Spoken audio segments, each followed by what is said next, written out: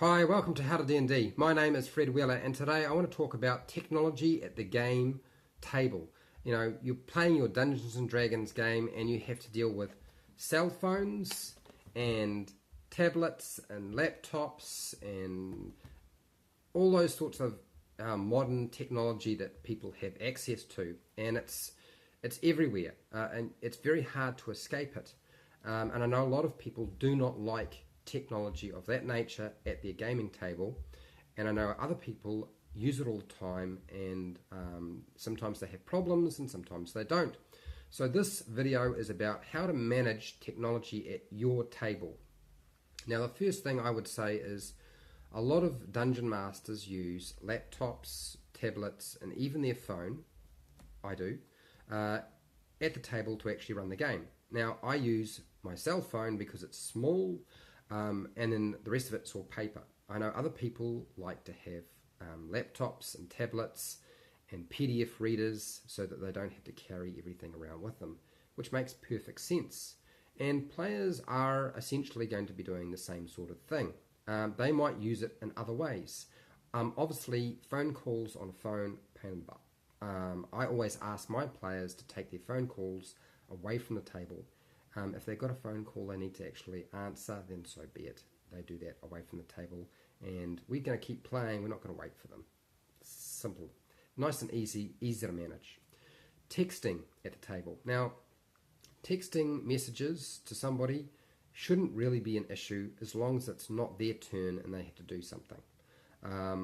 And if they are using, say, Facebook and checking messages on Facebook and they're not really invested in the game, well, is it a reflection on them or is it a reflection on the game being run? It might be and it might not be. But here is a way or a technique that I use for dealing with people who want technology at the table. I'm not keen on players bring laptops because I have to contend with the laptop, the books, the dice, the character sheet, and everything else on the table, and the food. There just isn't space for it all. But I have no issue with small tablets and phones, and the reason being I'm going to ask that player to download apps that get them to use the technology at the table for the purpose of playing the game. That's how you deal with technology. It's often easier to actually go with something rather than try and fight something. You can't fight technology unless suddenly it all just disappears one day. It's there and people use it, and they're connected to the internet. That's why they're watching this YouTube right now. This video has been watched by somebody on YouTube on a phone, on a tablet, laptop, or a desktop computer. That's just the way things are. So exploit that. Use it to your advantage. Make sure they have, PDFs on their tablet if they have a tablet, so they can look things up, so they don't have to bring the books along. It's a lot lighter. There's a big benefit in that. Maybe they can have a PDF reader on a particularly large smartphone. That's fine too. Utilize that. There are apps for character sheets. I've gone and done video on the 5th edition character sheet app for Android. It's available on iPhone. I'm not sure that I feel that it's quite as efficient on iPhone as it is on Android, but I could be wrong.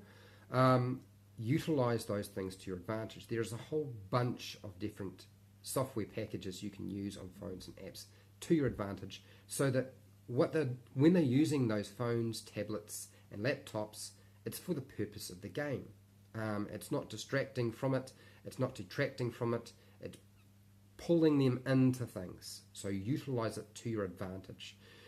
The other thing you need to understand about technology and how people operate is they are utilizing their time in the most efficient way.